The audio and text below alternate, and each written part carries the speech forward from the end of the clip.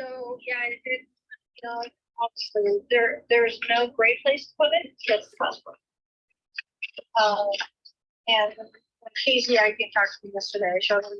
Okay, Chief, can you hear me?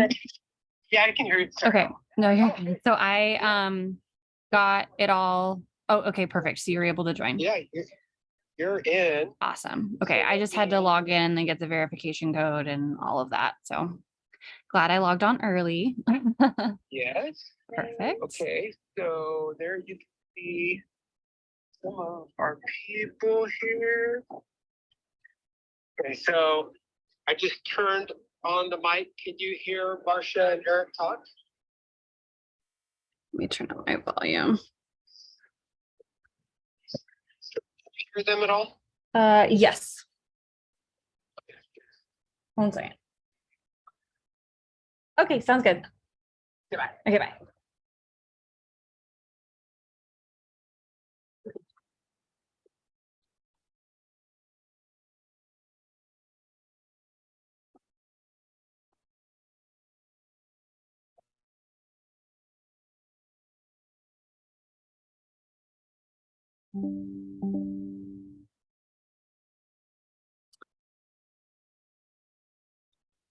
Okay, can everyone hear me?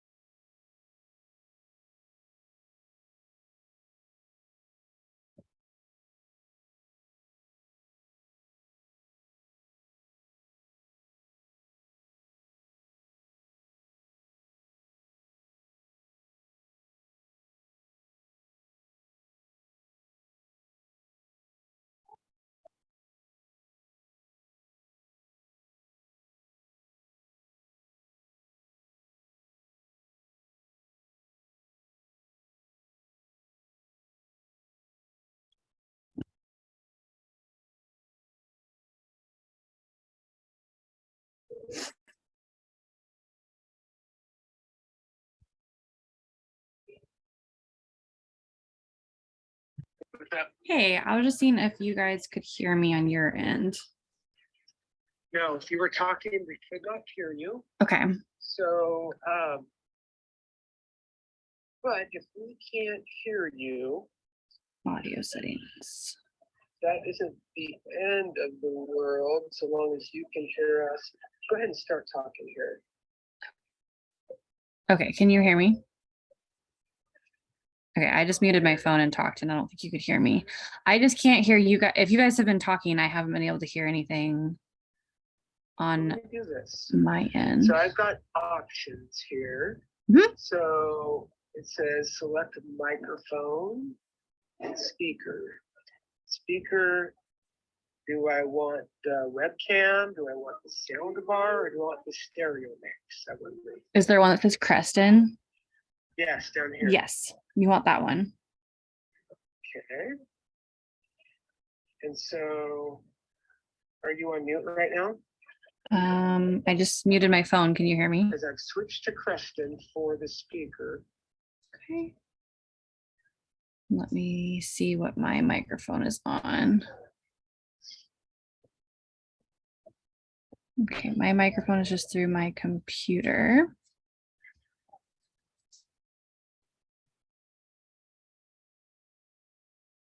Speakers, microphone.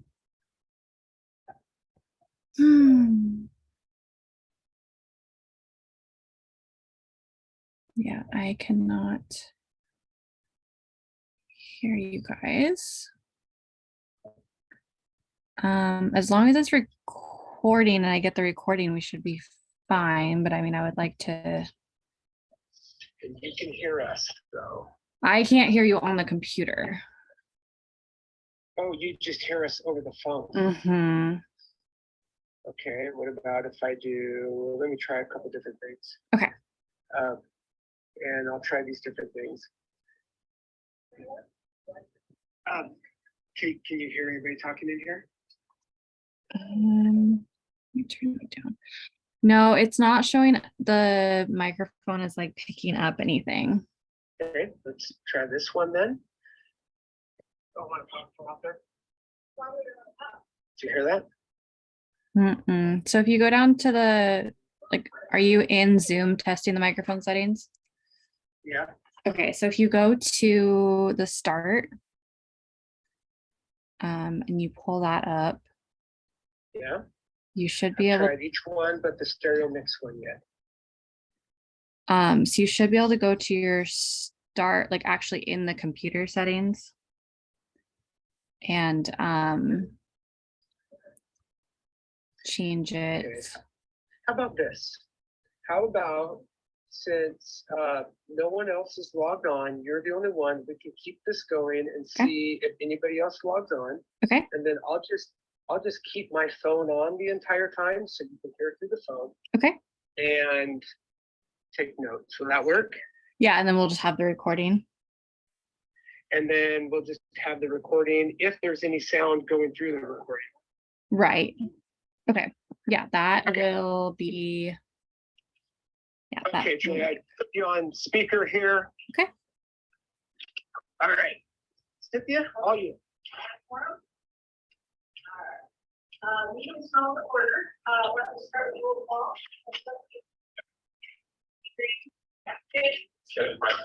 Eric Anderson. Mark Sharndon, sorry. Shane Wooten.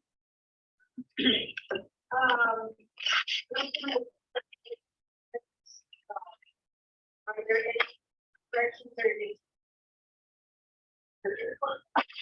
Oh, it's fine. Feel right.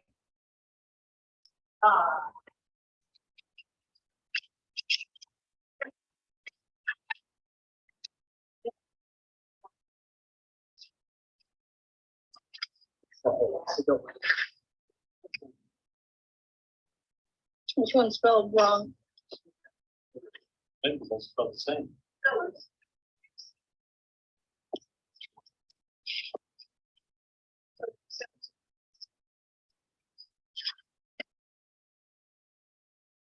Any objections?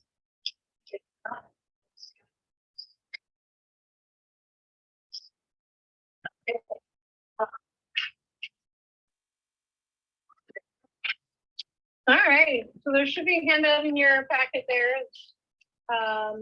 In the back of the board. Does everybody have a packet? Okay. Okay.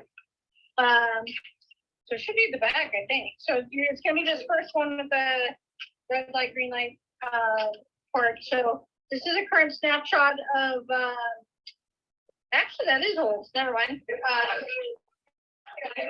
I need to copy that because this is an old one. So all right, thank you. Then I should change it to look so I don't confuse myself. So we actually have seen some slight improvements. We're still pretty static on violent crime citywide. We've had some fairly serious incidents, but we're kind of monitoring. For crime, we're entering the high season in summer, and the call load is quite busy. You can see if you look at the bottom, the calls for service year to date versus last year, we're already pretty moving ahead pretty quick. Very, very busy during the day, all day today. Our people were jumping all around and to call.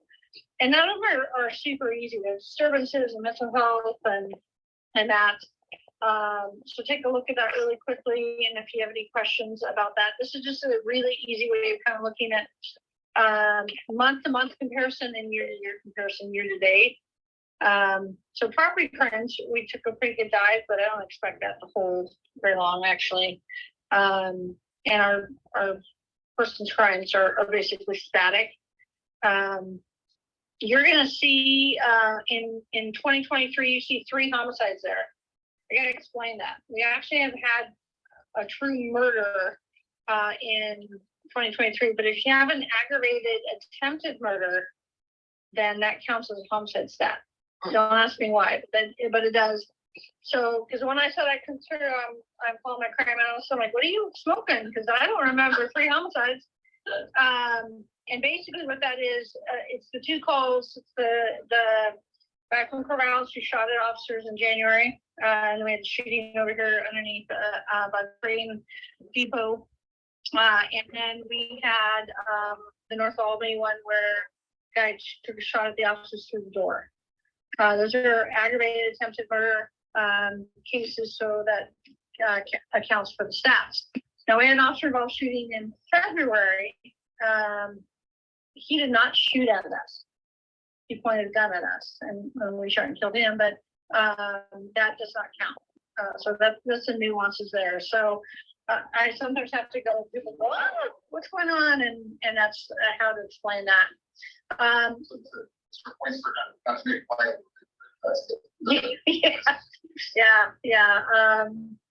We're lucky in all those cases that officers weren't hurt. So the one that concerns me in there is assaults. And one of the things that I'm particularly concerned about in talking to some of our school resource officers, and there's been some fairly serious school assaults this spring.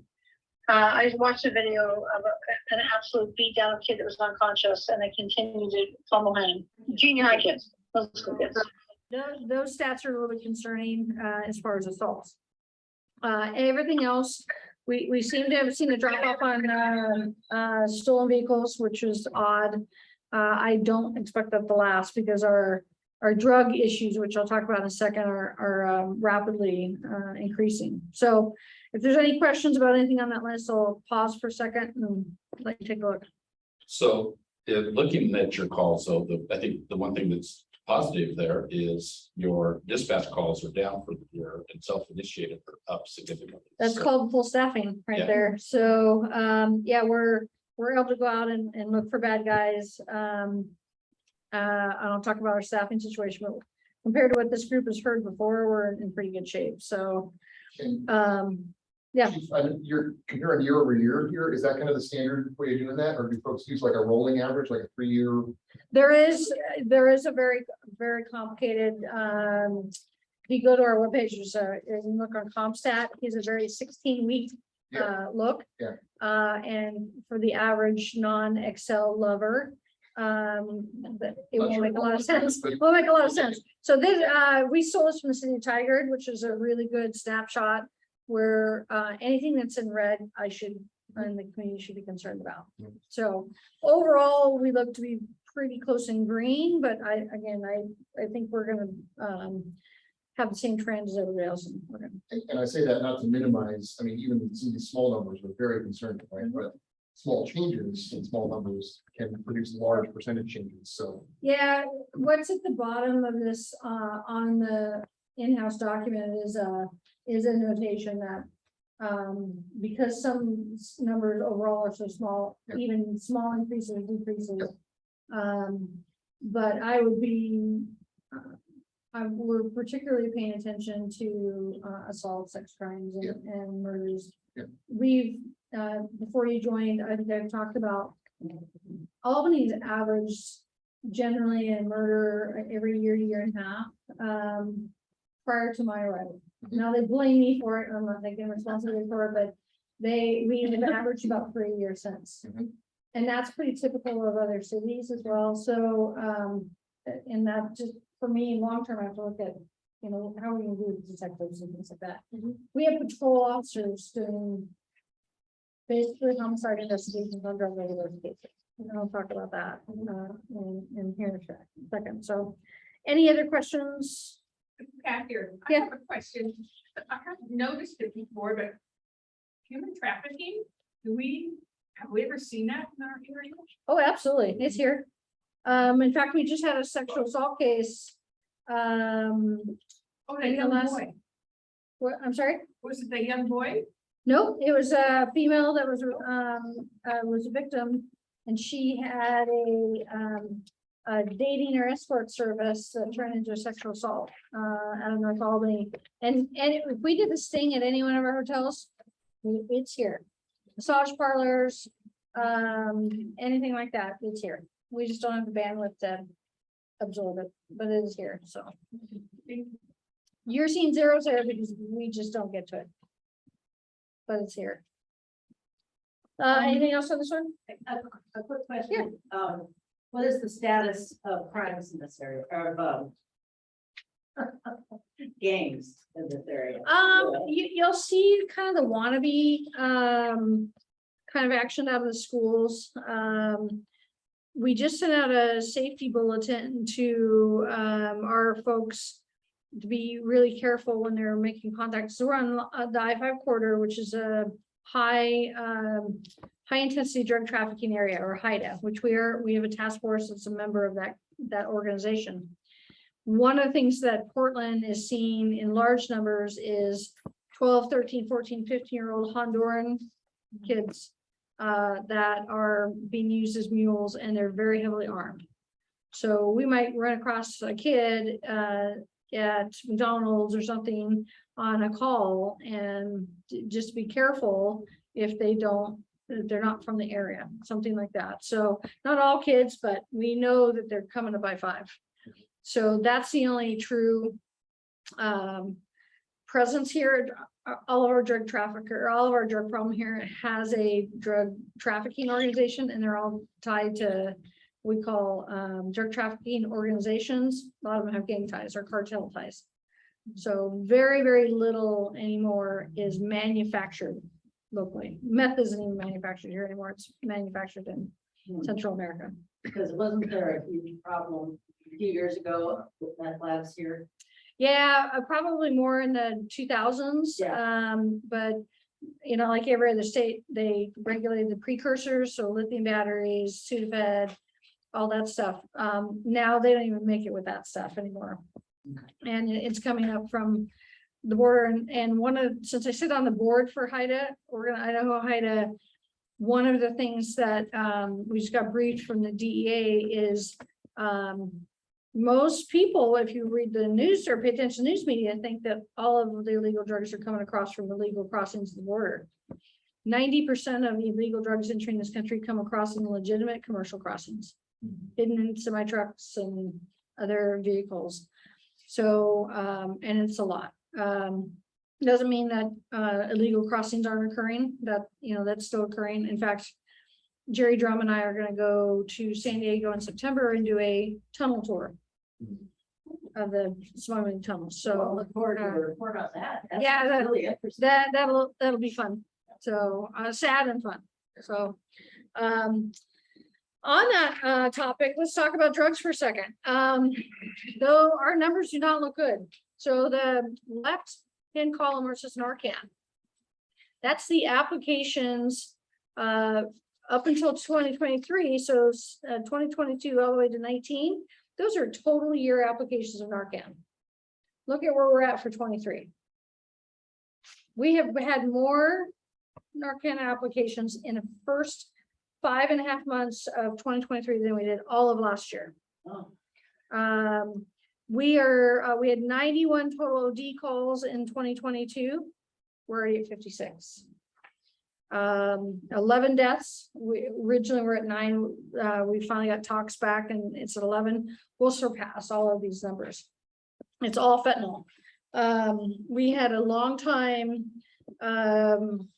transient gentleman that has been well known in Albany for years. Shane's probably dealt with him over the years. Very harmless, just a homeless guy, a little bit of maintenance, meth user.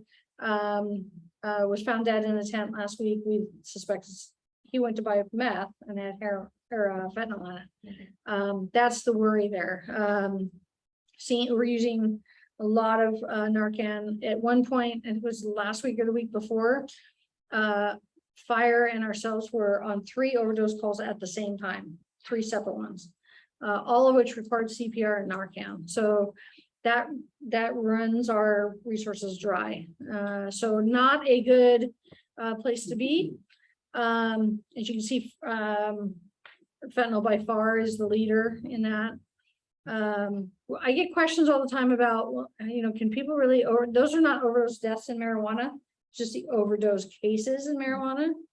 You can't overdose on marijuana. It causes a form of psychosis, and people act really wacky. Now, that being said, our narcotics people responded to Corvallis on a overdose where people bought and smoked marijuana that had fentanyl in it. So things like that. So that's every day. And I was just at the Rotary Club that Shane belongs to this week. The biggest threat to this community is fentanyl by far. It's driving our mental health problems. It's driving our substance abuse problems. And those two lead to our homeless issues. I'll talk about that in just a second as well. Hiring. Is there anything the average citizen can do to spot, help, anticipate? Can we have a whole day to talk about that, Cynthia? Okay. I mean, it's just, Not a problem. yeah, was that? Repeal some measures. Yeah, absolutely. Vote, make your voice known. Apparently make your voice known means nothing because our legislature is ground to a halt again. So, and it's really scary for our state agencies. By the end of this month, they don't have any money. So you work for the state, don't you? It's, I think, a little messier than that, if I understand correctly, but I probably don't, but Yeah. it's not good. Yeah, by July 1st, government will shut down. It's just going on. So again, fentanyl, huge problem. I think the biggest thing too is share information.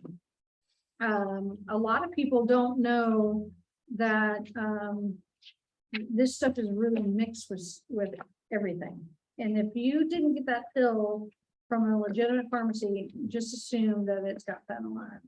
I'm knocking on wood that we haven't had a kid in school go down yet, but it's just a matter of time because it's just here. We know they're buying it because the detectives can see it. So it's scary. So just out of curiosity, I mean, the Narcan then, is that the number, since it's more than, is that the number of doses given or is? No, that's the number of instances where it's been applied. So I noticed it doesn't add So up to what you're showing. yeah, because we have also responded to calls outside the city. So these are Albany specific stats. So and I'm happy to share on the next meeting. We have our crime analysis is actually tracking for the sheriff's office, tracking Sweet Home, Lebanon, and then sometimes we'll go and it's after the fact and they need more Narcan. It's something we haven't responded to, but yeah, it's actually the total number of calls that our people have been involved in where Narcan is in the 80s. And you're able to access our data too. Yeah, we report, we're on something called OD Maps, which is a federal funded project. Benton County's now on it, and we report for Albany, which we're about 90% of the overdose cases in the county. And so Pat Hurley, our crime analyst, reports, looks at and uploads every week. So he's pretty on top of it. The biggest delay, we probably have 7 deaths. We're waiting on toxicology into, including the gentleman that died in the tent. We found a glass pipe. His buddy said they were trying to buy fentanyl. He didn't see him using it, but it's very high likelihood that there's probably gonna fentanyl overdose. So those numbers will go up. Still, meth is our other big drug in the area as well. We don't see hardly any heroin. They're not, even the addicts aren't going for it. So, and what's coming across the Canadian or the Mexican border is down as well. All right, for hiring, we're doing really well. As you saw that our proactive calls are up on the first sheet. That's because we have a lot more officers. In 2021, this group, remember, we went as high as 15 vacancies out of 65 sworn. As of June 16th, we will have 0 vacancies. So worked really, really hard. Yeah, hearts of wood. But that will last for exactly 14 days because Ken Fandrum is retiring. And then council added a position. So I'll go right back in the hole for 2. But we have people already testing for those positions. Peter allows us to overhire because it takes us so long to train people. So we're in really good shape. We've hired 3 officers and 2 dispatchers this year. 1 officer is pending June 16th. And 2 dispatchers between now and July. And then again, the 1 officer that's starting on 6/15, we'll have her set for 2 weeks, and then Ken Fandrum will retire, and we'll add a position. And then we are still short of dispatchers, so we've never gotten up to full staffing in dispatch since we added an 11th position. So we're hoping to fill that, but every agency in the area is also struggling for dispatchers. We went from police officer turnover to dispatcher turnover. I think we're in the state. Oh, yeah, it's a challenge. What's not on the sheet is a couple things. You probably read in the paper that we did designate an authorized camp location for the city. It's at 9th and Jackson. So if you go by Helping Hands and hit Jackson, take a left like you're going to the sheriff's office, it's the vacant lot right on the right there. And then there's a lot just to the north of that at 814 Jackson. That will be a car camping location. Construction on site prep starts tomorrow. So they'll scrape the first corner lot, go down 4 inches, and a bunch of gravel will go in there. That's how we'll maintain it. And then we'll put in a porta potty that will be paid for by the city. And I will tell you, there's no funds for this. We got no funds from the state on this. And some fencing at the cost of about $6,000 to give some relief. Helping Hands is an employee that lives right in between these 2 lots, so I'm trying to give him some security. And then we have a house to the east of the tent camping location that is a group home or halfway house for sex offenders, homeless sex offenders. So the reason this lot was picked was because you've got Second Chance within walking distance. They have agreed to help support the camp through food and other services. And we have Helping Hands has done a great job of cleaning up some of the issues in and around that location. I don't think this will impact that, but we will work to make sure that doesn't happen. Probably our biggest unhappy customer is Van Fleet Meats. They're not happy at all. But again, there's not one person that's gonna be happy in all this. And I keep telling people that if we didn't do anything with this ordinance, I told the council this, if we didn't do anything with this ordinance, we can camp on any public land, there's nothing we can do about it. We just did about a $10,000 clean out of Eads Park, which is over here by the treatment plant between the brand new Bates apartments and that, and it was absolutely disgusting. And so we can't allow that. It's not in the interest of public safety, the safety of the parks, the river, because the river keepers would have come after us for that. But we have some pretty significant issues, and this ordinance allows us to control where the camping occurs. And by no means is it going to be a free-for-all. I'll just put a camp up. It'll be structured. There'll be rules of conduct if you can't use drugs on public property. So that will be enforced. They can be arrested, that kind of thing. But if we don't tell them or give them a place to camp, then we lose the ability to tell them not to camp anywhere on public land. So that is the reason for that. We got a little bit of pushback. The news media covered it, but I think if people just look at the common sense part of it and get beyond not my neighborhood attitudes, I think they'll understand why the city had to make this decision. We looked at what, 10 pieces of property, pretty much. Yeah. And it's not just us, it's Public Works, Community Development, Fire, the Parks Department, things like that. So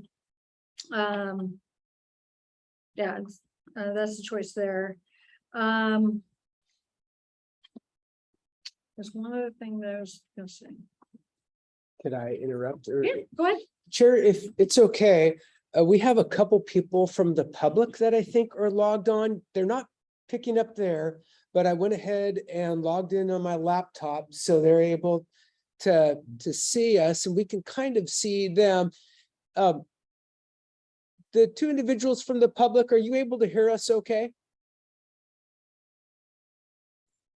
Yeah, you're fine. But I saw your mouth move, so that must mean you can hear us then. Yeah, you're fine. I can hear you. Oh, let me turn my audio. Yeah, I'm up. Mr. Reynolds, are you able to hear us? Yeah, I can hear you fine. Perfect, good. And I think the other person I maybe recognize, Ron, is that you? Okay, all right. Okay, sorry, thank you. I just wanted to make sure that that they were able to hear. Oh, good, welcome. And I'll move my camera to the best of my ability so you can see who is talking. So if you have any questions about this decision, be happy to answer them. Oh, the other thing I was gonna say, we're ramping up for our major events, first of which is the Pride Festival downtown. So thank you, Eric, for helping in the planning of that. We'll have any Pride event has been designated as a fairly rich target for hate groups. So we'll have a pretty we'll have a subdued but strong presence there, and we do expect the footprint and the attendance to be bigger than last year. So we'll be down there, and then we've had to pivot a little bit on some of our public events. Timberland Park will be the home for River Rhythms and Summer Sounds, and so we took basically the plan we used for Art and Air, modified it a little bit and to make that work out there. We do have the block party coming back on Labor Day weekend. If you're a fan of Everclear, they'll be here to do the block party. It's gonna be banned and not something. Yeah, well, you never know. Or both. Right. So big summer events are taking hold, which is good. Our people were really starting to get really busy working at OSU, so that's now tamped down for the summer, and then we'll work on events here in the city. So we did receive a federal grant for a security trailer for that, which allows us eyes and ears on these large events. So we'll be able to monitor them, and part of that grant is that we share it with our partners at Lynn County, Lebanon, and things like that. The other big thing that's coming is we're currently doing some analysis to expand photo enforcement in the city. So we have a camera at Queen and Geary that's a red light camera. These other cameras will be red light / speed cameras, and they'll be placed, if all goes well, be placed in proximity of our school zones. In that process, the reason we got the sergeant's position added is that there's nobody in the traffic unit right now. And so we need traffic officers and a supervisor to help manage that program. Because depending on where you put it and the number of cameras, you're looking at 20 to 30,000 tickets per year. So that gives us the ability to monitor traffic, enforce traffic throughout the city a little bit better. So we're doing the early analysis on that. I don't expect it to be up and running until maybe early next year. Is that going to stay in house, chief, or you get a vendor to do that, or what's the? We have to have a vendor. Currently, the vendor that supports Queen and Geary is Redflex, which is merged with another company, but they we would probably sole source because they already have infrastructure in town. It'd be more expensive to go to a new vendor. So they're doing some traffic analysis, and we have that LPR trailer that takes license plates and speed. So we'll put that at these locations too and gather some data. And I think Public Works is also going to do some speed data for us. But Albany's always been one of the cities that could expand the program. They just chose not to. And frankly, I haven't done it because I need people, you have human beings that have to manage it. And that there is work that's involved, and I can't do that until I have got staff in those positions. So I needed a sergeant and I needed 2 traffic officers to help manage that. So those things will kind of go in concert a little bit. And that's, I think, all I have. I have one comment. I just like to give you a shout out because staffing levels are high. Retention is a big part of that. And people don't stick around for leaders they don't want to work for. So I think that's a testament to how you run I agree. this department. So thank you very much. Thank you. We, recruiting is the only part of the solution. Retention, that Ken is the only person leaving for the rest of the year. I've got 2 retiring in 24. But yeah, we've worked really hard on wellness. You've all heard about our wellness initiative. You met Bentley, I think once he's been here. Yeah. And we just did an internal survey of our staff. We do one every year, over 90% approval rate of how things are going in the department. So that makes me feel good that we're on the right track. So Yeah, kudos to you. Thank you. Yes, yeah, thank thank you. you. Thank you. All right, Shane, sorry. No, that's okay. You're up. Okay, let me hand these out here. There's 4 for that. I guess there's 4 of some. Yeah, I think there's 1 for everyone there. Mine's prettier than yours. More colorful. Okay, so my report, I'll walk through and then answer any questions that you may have. And unfortunately, the last thing I'm going to talk about is recruitment and retention. So hopefully I don't fall under that leadership that people are running from. But I'll explain kind of where we're at with that here when we get to that point. So looking at our total responses, we are going to, at this point, finish the year with a couple hundred more calls than we did the previous year, which historically for the fire department, we generally always go up. As our population grows, demand for service increases as well. Our response times are staying very static, which is good. Time of call is as you would expect in that chart. You can see that the bulk of our calls are happening during the day, and then call volume drops off at night. But keep in mind that it's in the evening when the risk of fire is the greatest to human life. Also in the next chart, just working through the page. I know that's a busy chart, but that chart means a lot to me because I'm tracking how many times we have multiple incidents going on at any given time. And since I've been doing that in bench chief, you can see that consistently the percentage of one incident happening is declining, but the the frequency of having multiple calls occurring at once has steadily inclined, which then would make sense, right? With our call volume increasing and staffing remaining the same, more calls, more activity is happening at any given moment. Chief, have you changed your dispatch matrix, thinking about the way you send units at that time? And maybe you send fewer or more units to their call? We make little adjustments, but probably not, well, actually, but really wouldn't affect our response time or affect that graph. No, I'm sorry.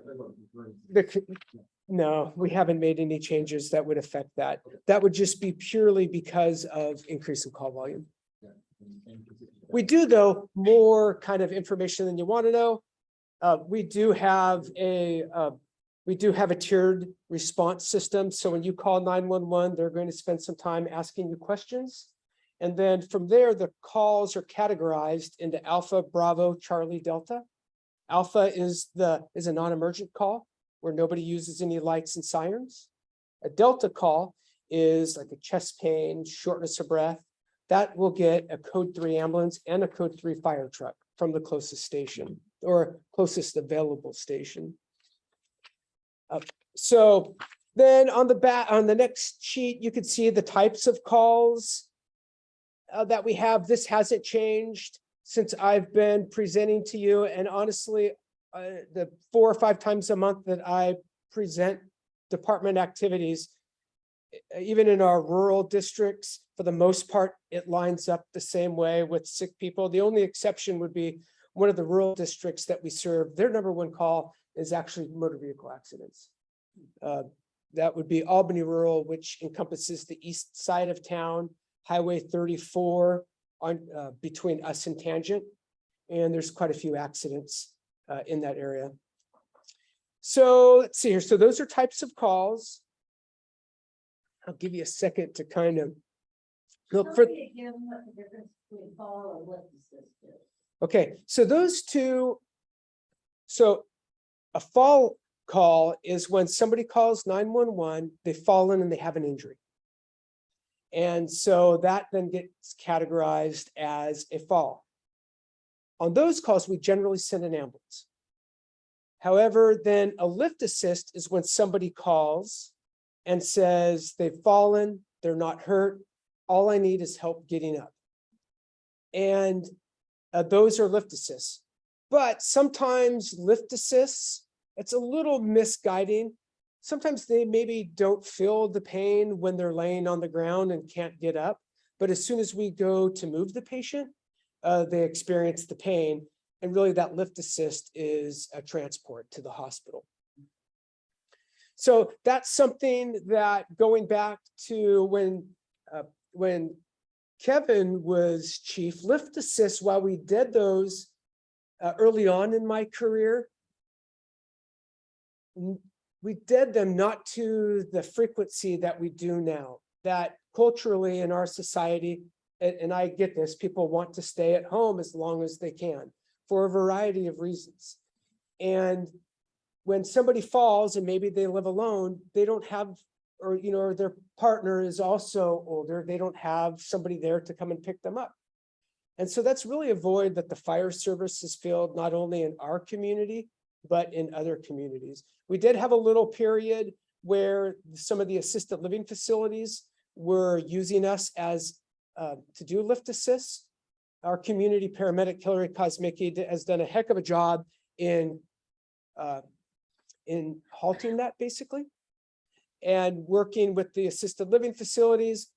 She started with the carrot just to try to work with them, and nothing changed. So then she actually went up to the health authority, and it turns out a lot of these facilities, they have licenses that they work under. And so there's certain expectations of the service that they're able to provide. So we actually got some help from the state, and it actually has worked really, really, really well. The other thing we've done with that then led to, Hillary does a great job having regularly scheduled meetings where the assisted living facilities in town all get together and can talk through the different issues that are happening. And so we went from carrot to stick, and now we're back to where we should be all along, and that is just carrot and communication and people just doing the right thing. So that's working out well for us. The next kind of, not sure what exactly the title is of this, maybe a block graph. And why I put it on there is just to, since we have some new board members, just to remind you that the Albany Fire Department we service a whole broad, wide area. Our ambulance service area is almost 210 square miles. Our fire service area is about 84 square miles. And we contract with the city of Millersburg and also 3 rural fire districts that are all going through the budget process right now. And they contract with us for our services and pay the city. So overwhelmingly, 85% of the calls that occur at Albany Fire Department happen in the city of Albany city limits. But then you can see these other little blocks. The ARF is Albany Rural Fire. Then TFD, Tangent, because we provide the ambulance to Tangent, as well as we do mutual aid with them. The fire service works more geographic than, let's say, our law enforcement partners. Although that seems to be changing over the years. And then you could see the yellow there is Millersburg. You could see amount of time overall that we go and help Lebanon out. HSFD is Halsey Shed. They're in our ambulance area or ambulance service area. NAR is North Albany Rural, and the PAL, that's Palestine Rural. I actually was at a Palestine Rural meeting literally right before this meeting. There's an actual like, body there. Yeah, yep. Palestine Rural Fire District is the area, if you go out Spring Hill, it is the north end where Spring Hill and Oak Grove intersect going north. It also encompasses part of the area on Independence Highway. So Palestine Rural would butt up against Adair Rural. And then North Albany Rural is really kind of a small landlocked piece when you get out of the city limits, just off of Scenic and in the North Albany area. And then Albany Rural is the southern part between us and Tangent and us and Lebanon. And that's their fire district. They have elected boards. They are taxing authorities. They levy taxes to their constituents, and then they contract with us for their service. They're also off of Oakville, west of the. Yeah, yep, off of Oakville. Yep. So we actually have a really kind of broad response area. So since our last meeting, to give you some updates, as Chief Harden mentioned, the council approved our budget. In our budget, we have, using some grant dollars that we received, we are hiring 4 people to staff an ambulance, an additional ambulance. So we are currently posted for those positions, and it'll close the end of the month. And then, we'll go through the hiring process. Hopefully by the end of the summer that we'll have people on board.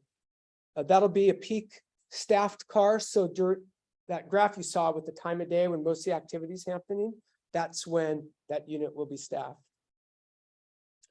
Let's see here.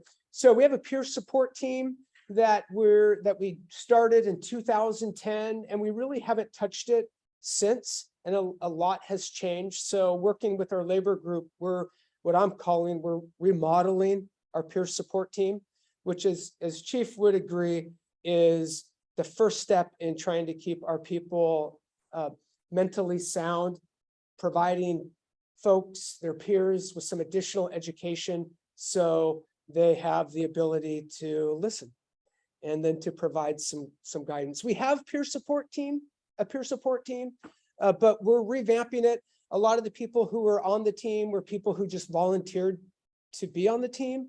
And we're trying to draw out people who others trust and want to talk to, rather than just people who volunteered. So we're making some improvements there. We have the safety camp coming up. We talked about at our last meeting. That's a partnership with APD at Oak Grove, June 26th through the 29th. We provided fire extinguisher training that I mentioned to you at the last meeting. Participation in that was pretty lousy, or was lackluster, or wasn't quite what we had hoped. Maybe would be a better way of saying it. We will revamp it and go out once more. And if that doesn't work, then maybe the community isn't hungry for fire extinguisher training. And how does the community know about this? We publish it on our social media, all of our social media accounts, and through the city's website. So that may be, Cynthia, part of the problem is that word didn't get out. We did have, I think, 10 people attend the free training. And if one positive by us doing it, it parlayed itself into City Hall recognizing, we should have training. So we're going to go do some training for City Hall. But we'll give it a try again and get the word out. And just a reminder, it's a partnership with us and Valley Fire Control, where we're just working together to provide the training. What's the sort of time block that entails? Is it like a 2-hour thing? Is it an all-day thing? No, I think it's like an hour. Yeah. It's an hour. We set up a bunch of props. We go over or Alfredo Mendez, our deputy fire marshal, he goes over the whole pass, pull, aim, squeeze, and sweep, talks to you about that. And then we light a fire and let you practice. Valley Fire brings extinguishers for you to use. So you can actually get real hands-on experience using a fire extinguisher. Yep, yeah.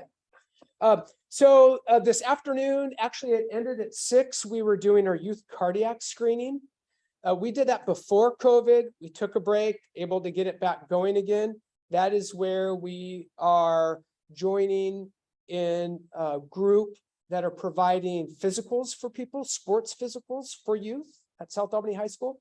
And then we partner with a nonprofit on the East Coast where we do 12 lead EKGs.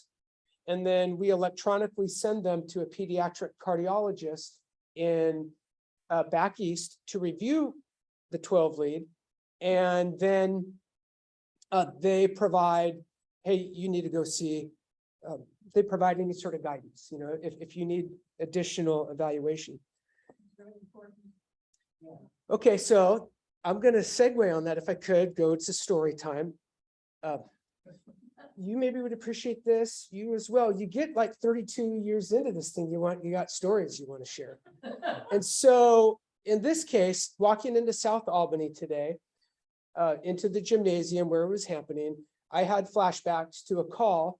Kirk Bohart was the medic. Kirk and I responded to a seizure call at the South Albany Gymnasium basketball practice. We walked in and we noticed a group of people huddled around somebody who was on the ground. And as we walk up, when you do this for a while, you know who somebody has died looks like. And we walked in and it's like, this isn't a seizure call. This person's a cardiac arrest. So we quickly put on the heart monitor, called for an engine because it was just a seizure call. So it wasn't, we didn't have a ton of resources there. And I remember we gave the first shock, nothing. Second shock, nothing. Third shock, we got our heart rhythm back. And then we started doing all of our stuff, you know, intubating, breathing for the patient, giving the medications that we need to give. And jumping forward, that person ended up, that young 17-year-old, ended up having to have a defibrillator placed and had an underlying congenital problem issue, and actually went on and played collegiate basketball, small college, but made a full recovery. And if you think about it, you know, with modern day technology, this was 20 years ago, think of the Buffalo Bills player who went into cardiac arrest and now he's going to be playing again this next season. So anyway, that was a little bit of a flashback, and also the importance of catching some of these underlying issues as early as you can. And yeah, so this past week also we closed backyard burning. Typically backyard burning doesn't end until June 15th. We've gone a month without rain. And so we started noticing, and Eric probably hears about this at OSFM, there's fires popping up all around the state. And so working with our partners at ODF, we collectively closed burn season early, as well as ODF went into fire season on Monday. At least our local unit went into fire season on Monday. To give you perspective, they went in June 7th or 8th last year, which is kind of interesting because all the forecasts we had been getting beforehand were from the meteorologists were that it would be a delayed fire season. It wouldn't happen until August and September. But when they made those forecasts, they didn't know that it wasn't going to rain during the month of May. And with no rain on the horizon, things are dry. So looking ahead, single role recruitment, I've mentioned, by the next time we meet, we will have an additional ambulance that we've purchased that is being finished up right now. We also are going to the council to make here next week to make an update to the fire code that will allow us to use the state fire marshal's office on more items. Because when we did budget reductions last biennium, we lost the deputy fire marshal position. So we're not able to get all the inspections that person did. We're not able to get all those back. But what we can do is partner more with the state to have them come in and help us with some of the larger facilities and get their assistance. But to do that, we need to make a change to our municipal code that just says that we've adopted the Oregon Fire Code, not that we have our own code. So we've made a couple tweaks to make that happen and make it legal for them to come into our city. The other thing is emergency radio or responder radio communication system. This will be something we'll educate the council on starting on Monday and then ask their permission to provide an alternate to builders in our community. The code changed a handful of years ago that required people, when they built a facility more than 50,000 square feet, they needed to put in an additional radio components for emergency services within their facility, a bidirectional antenna, BDA. Well, super expensive for builders to do. Can cost upwards of well over $100,000 for them to have the equipment made to provide that. So what we're finding is that while maybe the code was very well intended, when with our radio system as a federal government shrinks the VHF wavelengths, there gets to be more interference. So we had an incident where one of our stations stopped getting tones. We get notified on our phones too, so we have a plan B. And long story short, after lots of investigation, it turns out the BDA at Oak Grove School was malfunctioning and was staying open. So it was blocking all the radio frequencies in that area. And so, we're doing some more research. We're not the only ones experiencing that.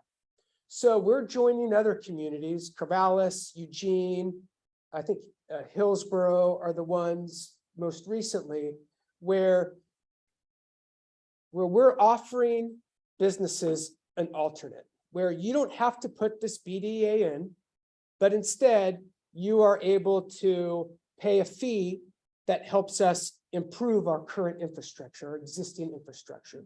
And it's a fraction of the cost of what it costs them to actually do the code or to meet the code.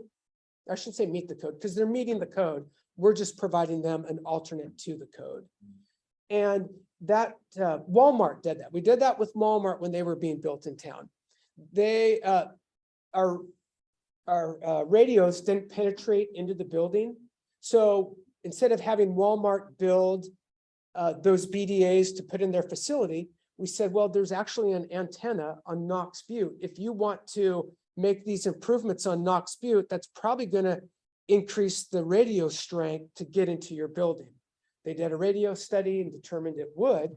So they made improvements to Knox Butte, which was an improvement to all of our communications, rather than just their specific building. So it really was a win-win. We're looking to do more of that with businesses. Hey, just out of curiosity, Please. are you gonna be going off the VHF? Are you gonna be going to with the new upgrades? So we will still be VHF. With the money that we received through ARPA funding through the state, it's still a VHF system. It is a simulcasted VHF system where we'll go from 2 sites in Lynn County to 7 sites in Lynn County. So interoperability with our partners will be better. Our comms should dramatically improve.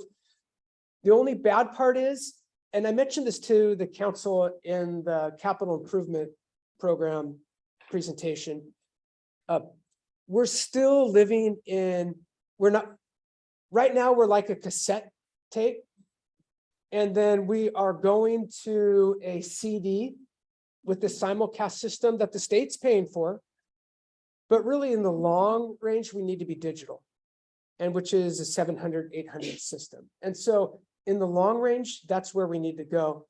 We have to though balance interoperability with, because all these other people that we respond with, we have to we try to move together as the Lynn County, Benton County Fire Service. And that just slows things down. Where if we were just the city of Albany and we could partner with you, tie into your system, pay some fees, and buy some equipment and off we go. But it's just not. The quite reasons, that that's way. not what your experience has been, but we have 700 when it's ready, and we had to stay on VHF because we had even worse problems in buildings. 700 than we did with VHF. So what we were looking at, we were having to do repeaters on the vehicles, vehicle repeaters. Was the only way we could address that issue. So just something to keep in mind as you look going forward and what you're planning for. With that, because you will see a lower penetration with it. Not what you're experiencing. Yeah, I know it was huge. We're on 800 up north. It was horrible. And so the city of Bellevue built in, they had to put all new construction of certain square footage had to have a repeater inside the building, which is expensive. But we are, they have some money into improving the 700 band. OSU just joined. So they're OSU PD can talk to everybody now. So I think there's room down the road, but yeah, Shane's kind of stuck with the sheriff's office for dispatching because nobody else, we're not equipped to do the VHF dispatching. They know the sheriffs themselves, they're off. They have a mix. They're digital, but then when they get off into any sort of terrain, they go VHF. Yeah, when they had the shooting up in where was that? No, it was Cascadia.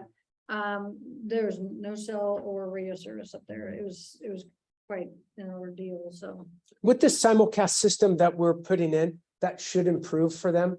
Because part of what we did was we were also bringing in Lynn County Road Department, and that is a known void for them. So there is, I don't remember the name of the mountain in that area that they plan on putting a site on that will help LCSO in that area. Okay, so let's hear our AFCAF, Albany Firefighters Community Assistance Fund Golf Tournament is July 7th. And then lastly, recruitment and retention. We're able to fill our spots, recruit well, except for paramedics in the state. It's very difficult right now getting paramedics. The State Ambulance Association is currently lobbying to through this legislative session to drop the associate's degree requirement that goes along with becoming a paramedic. It didn't get a lot of traction, but OHA took that and they are at this point willing to do a 2-year hiatus on the associate's degree, or an individual would have 2 years to get their associate's degree after becoming certified as a paramedic. We're as chiefs lobbying to get them to, we don't think that's going to change the needle in Oregon, and trying to get them to be more aggressive in the change. Because right now in the US, there are only 2 states that require an associate's degree to be a paramedic, Oregon and Kansas. So under the title of common sense, or potential lack thereof, you could be a 20-year paramedic, tons of experience in Vancouver, Washington, but you don't have your associate's degree. And if you came to Oregon, right now you'd have to have your associate's degree before they'd recognize your certification. With this potential change, you'd have 2 years to get your associate's degree. And that associate's degree could be in anything. It could be in basket weaving. It doesn't have to be, EMS specific. So no reciprocity anymore through.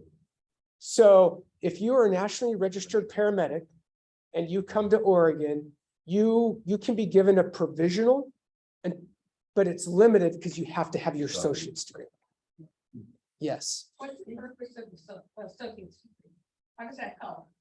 So I'm an advocate of education, and so I get it. because I will say, you know, we write a lot. And sometimes depending on the college courses you take, you write a lot. And for me personally, I don't feel I really became a good writer until I went to college. And so, you know, bypassing that, I see some value in that. But I also see value in keeping ambulance services, both private and public, functioning and providing services. And also, you know, from somebody who, you know, watching performance in the field, it doesn't matter. It doesn't matter if you have a master's degree or no degree. That isn't a direct indication of the type of paramedic you are. It's no indication of how you handle stress, how you work under pressure.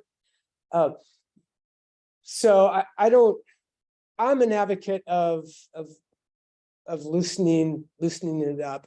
When the lobbyists that the ambulance service is using was a part of when OHA, Oregon Health Authority, made the change.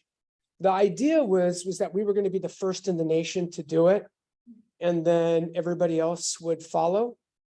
And at this point, only one other state has followed. And then I appreciated what they said about a leader without people following is just somebody out for a walk. And I thought that was kind of a good kind of illustration of what's happening. I don't know what's going to happen there, but we're lobbying hard on the recruitment side. As far as EMTs go, that's really easy to recruit.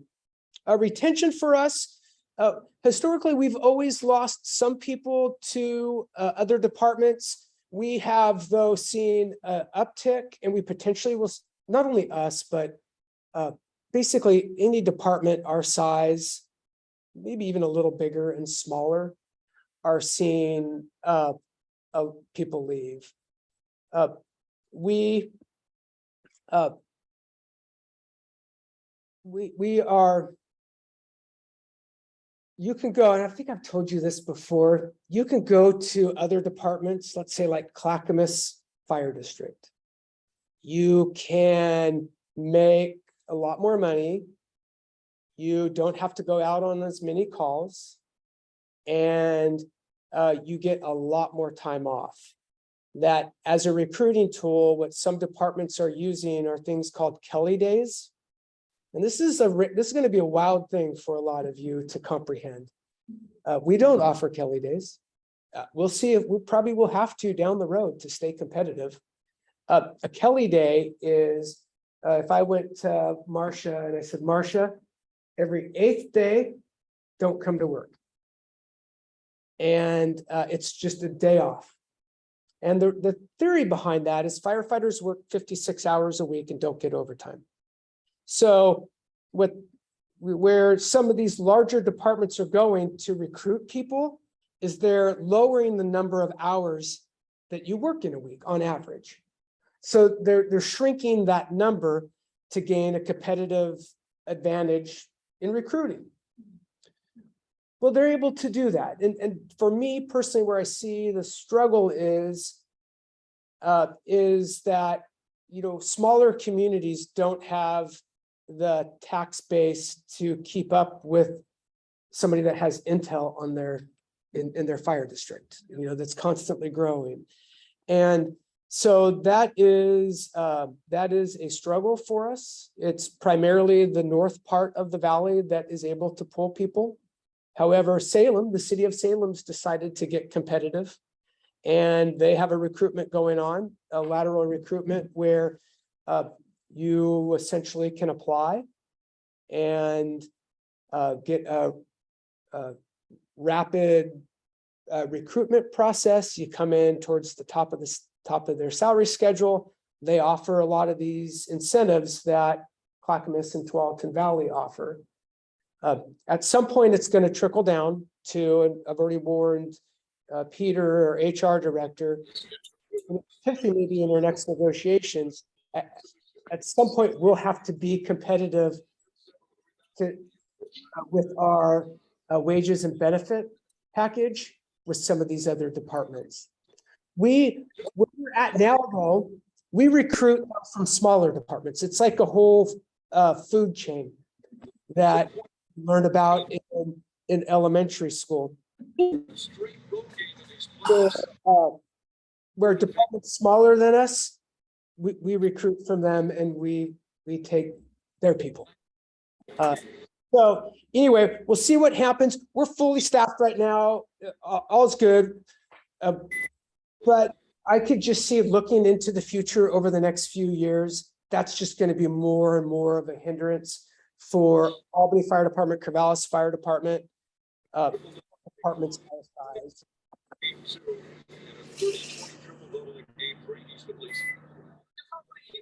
Mentioned that 50% of the calls are outside the city.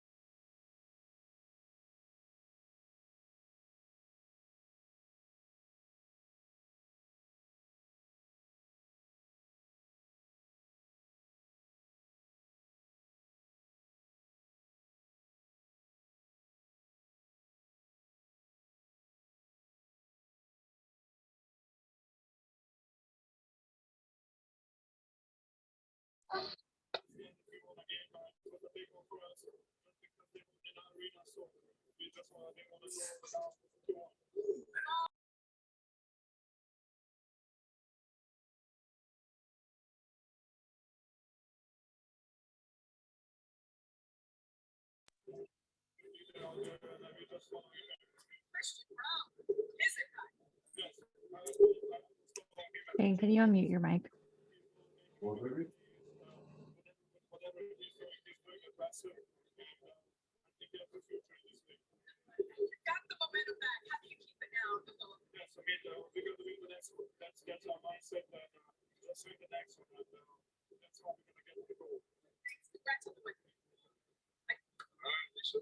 Look at those two.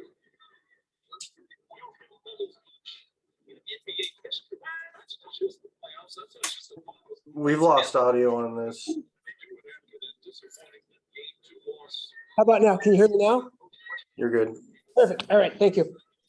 And so it becomes a bit of a grind. So when I say people work less, we can look at other departments where you're not doing that. So we've tried to alter our recruitment and make sure that people are very clear when they come to work at Albany Fire Department. And Cynthia, you're a part of this, that they understand completely that we provide the ambulance service to our community. And don't have any intention of stopping that anytime soon. So, questions? Regarding AFCAS. Please. I've always wanted to ask and have never really gotten around to it. Is there any record kept of the use of the AFCAS? In other words, are there any logs kept? Absolutely. And the type of benefit it is to the community? Yep. I think that'd be a really interesting statistic for the community to have. Could I make a proposal to you? Yes. I think on the agenda, you're going to talk about adding guest speaker presentations. I think having Sandy Roberts or someone from the department talk about AFCAF and all it does, its budget, how the money's spent, what we do with it, maybe would be a great idea. Great idea. Maybe provide how much over, because it's been what, almost 30 years. Lori gave me that information. I don't have it off the top of my head. It was like $750,000 that we've earned since its inception and given out. The golf tournament by far and away is our biggest fundraiser. We make around $12,000 off of our golf tournament. It's a lot of our employees, golf, some departments around us, and then some of the vendors will put together a team as well. But yeah, we make $12,000 with that. We do a cornhole tournament that our folks put on, and they built all the boards for it and all that. And I want to say we made, I don't know, a few $1,000s off of that as well.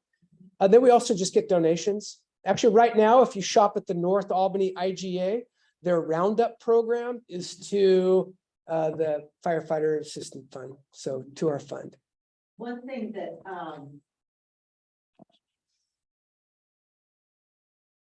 oh, that's not just one right out. We'll circle back. Okay, perfect. All right. And with regard to APCAP and one of the photos there too, the life jacket stations, they sponsored part of that as well, I think, right? They do, and then they kind of that fund was able to get the program going. And then what we've been able to do, it still augments the life jackets a bit, but there's also state Marine Board grants that we're able to go out and get and buy and provide life That's jackets. a great program. really. It is a good program. One of the things that I have noticed when I sit on the hiring boards is how many of the candidates have done research on the various departments and especially Albany. And when we ask them, what makes you want to come to work at Albany? How many know about AFCAP? And that is a real draw to them because they like that philosophy. It's AFCAF and it's also our special teams. So we have a hazmat team, a water rescue team, a Yeah. technical rescue team. And one thing I think really cool about Albany Fire Department is even though we're a mid-sized department, we do some big department stuff. And we do so not with like having an employee, an FTE who's in charge of something. Like power and knowledge is distributed throughout the entire organization. So, you know, Evan, if you were a member of Albany Fire Department, we kind of have this expectation that you would become an expert in something. And we'd support you in doing that. We'd pay for the education. But then we'd ask that you're our expert. So if questions pop up about how we do something, that you're able to answer those. And we don't have divisions doing that. We have individuals doing that. Thank you. Okay, the next agenda item is guest speaker presentations. But one thing I'd like to say is I'd really like to wrap this up by 8:30. Okay. Okay, Eric. Well, thank you, Chair. So I emailed about, I heard about some things that I thought might be of interest to the commission and maybe to the chiefs as well. And I thought it might be nice to add an agenda item to have somebody periodically come and give a half-hour presentation or something like that. And probably you have people and units within your organization that, as you mentioned, we'd also benefit from that. And so we thought maybe we'd alternate meetings or something rather than cramming 2 presentations into a night and stretching the meeting out that much longer. That I don't know whatever the chair decides or whatever the group decides, certainly, but 2 examples that come to mind. One is human trafficking. There is a person who works for, I have to look it up. My wife works for one of the healthcare organizations around, and so they hear about a lot of these sorts of things because she works with a lot of the community organizations. And they have a person who is dedicated to working on human trafficking issues through the sort of community-based organization standpoint. Trauma-informed care is another one. There's somebody who works for Trillium who put together a trauma-informed care curriculum. That might be interesting to hear a presentation about. But then also the PIO units, the various groups that we have. So I just thought that might be something that the group would be interested in considering. Certainly with all the housing things that are happening now, maybe those groups would be willing to come present. I know Eric knows those better than I do, but I just feel like there's a lot of people we could hear from to sort of increase collaboration and raise the profile of these issues. So I don't want to make it a homework assignment for anybody, but I thought, Well, why don't we, get some comments and then why don't we think about it between now and the next meeting and find out, decide, yes, number 1, we want to do it. Number 2, how often do we want to do it? And number 3, who's going to coordinate? And then go from there. Any comments on that? I think it can be valuable. I know that in the past, since this commission's been in place, just some of the recent ones, I know when you had someone commit, you talked about putting mental health, going out, you had someone come in. I think that was something, especially if it's something that's directly related to what they're doing today. And I think those things are, because a lot of times the public, the general public doesn't know. And if the general public does, if we don't know, the general public does. I think getting that out and highlighting some of those things those would be some of the things I'd like to see that they are already doing in concentration with other groups that a lot of times, most people aren't aware of. Well, it's funny because I just did the Rotary presentation this week, and, well, that was this week? Yeah, it was this week. Yeah. Then I had a lot of people from that group come after, like, I had no idea. Yeah. So, yeah, I think it's a great idea. Yeah, and my one concern is, I don't think any of us want the meetings running past 8:30. Okay. Yeah. And so to be able to make sure that whoever the presenter is has a presentation that can fit within those time guidelines. Are you saying, Cynthia, that Shane and I talk too much? No, She's saying shame. not at guys. all. You know, my like, I guess, is that there's a way, you know, if it's something that's already tied to what you're doing, or if it's something you're looking at Yeah. doing. That would be, I mean, but like you said, you know, human trafficking, you know, you mentioned human trafficking, I know that is, you know, what everything I've seen and heard. I-5 is a hotbed for human trafficking. Yeah. from Mexico to You have a Canada. you have a truck stop that's. Yeah. that's Oh, yeah. part of it, So. So, and those things have impacts, Mhm. you know, Oh, yeah. and that's where I think it's those things that are impactful on you and things that. Yeah. You know, that we can be aware of to help, then when it comes budget time, especially, I mean, those are the things I'd like to see the concentration on. That would be a benefit for us to be I aware of, agree. that we can help promote to make sure you guys get what you need. I have a request. Yeah. When I took the community academy, the community academy was wonderful. We had a young man come in from the undercover drug task force. It was Joe. Joe Clausen, yeah. Yeah. The topic was interesting. He was a good speaker, and I think that, especially what's going on now, and, you know, the I-5 border and saying and drugs, I think he would be an interesting person. for the committee to- Well, why don't we all bring suggestions next meeting? You know, write something down, maybe contact information or what your thoughts are. And let's go through them. And my feeling is, my instinct is every meeting is too much. But every other, I think would be great. But I'm open to whatever the group wants. And I think the chiefs, because, you know, even maybe one time, you know, is the importance of your PIOs. And maybe have both of you bring the PIOs in, because, you know, those are positions that a lot of times I think, you know, councils and others see as it's probably low hanging fruit. But I think the importance of your PIOs and a lot of your community, you know, the training and stuff that they're doing and the interaction in schools and stuff, you know, that those are, you know, it's like when you lost fire inspectors. Yeah. I don't think the public realizes how much of an impact that will have long-term Oh, on an organization, and same with you in doing, you know, public education stuff, you know, whether it's in the schools or other things, and those are things I think are key for us. Yeah, help make the case. Yeah. Help raise the level of education. well, and might there, and this is something we can think about, might there be some way of alerting the community for a public meeting? Yes. That there's gonna be a presentation on this subject by this person Yep. at this meeting. And perhaps get a little more community involvement and awareness and build community support. You have two community members on here tonight. I know, which is awesome. 200% more. If I I could know, make a right? suggestion, I would suggest we come up with topics ahead of time and maybe float them out via email. That way it'll cut down a little bit on the work. That sounds. Because we're gonna eat up a bunch of time to talk about it. So Yeah. throw out some ideas of what you're hearing or community interest, and then Shane and I can work on arranging speakers. Okay.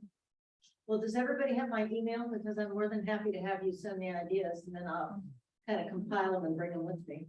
I think it'd be nice also if there's things that you think that would be valuable for you to throw those out there. Does Joe everybody Clausen. have everybody's email and phone? It should be on your invites. Here we go. Yeah. I think the invites are BCC, or at least the one that I saw, because I went looking for it. And I tracked down Cynthia's email from Eric, so. Oh, okay. We can give it to Can we them. ask Julia or Rochelle to send out, Yeah, absolutely. Great idea.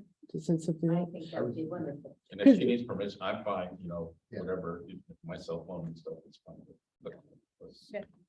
So to your point about the chiefs bringing stuff, I mean, we have, like I'd mentioned, special teams. They would love to come in and to tell you about what they do, the training they have, their toys they have.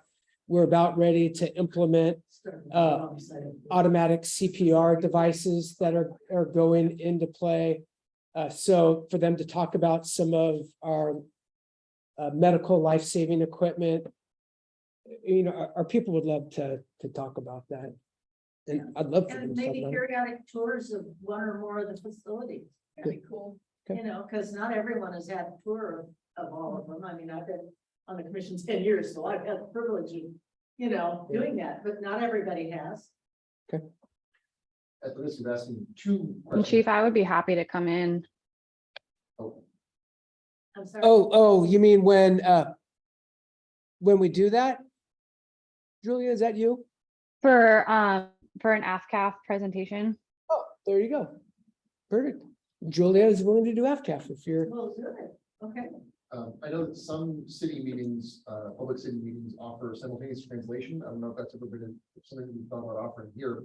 It looked like we have an audience for it tonight, and maybe we don't most of the time. But I wondered, I know that the city has a contract with somebody to provide those services.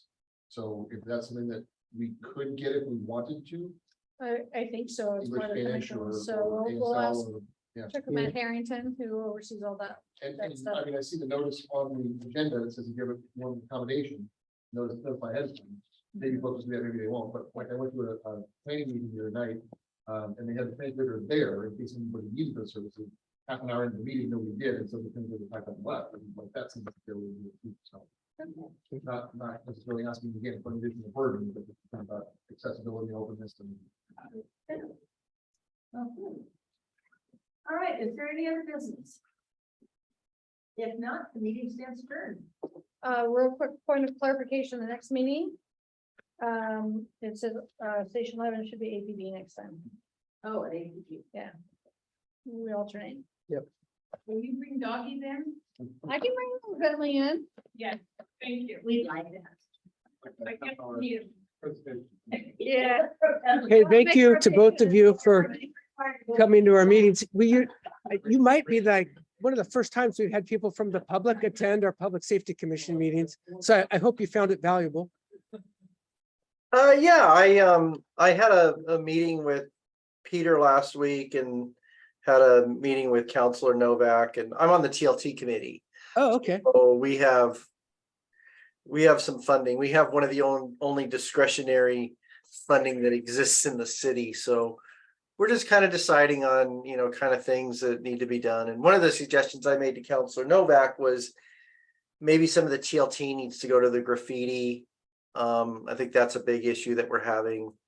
And then the other thing that we're having a big issue on is I'm a housing provider. So as a housing provider, we're having a lot of people that are dumping large objects on the streets and things like that right now. So kind of putting something into place so that when people can call in, they can say, okay, I see graffiti here.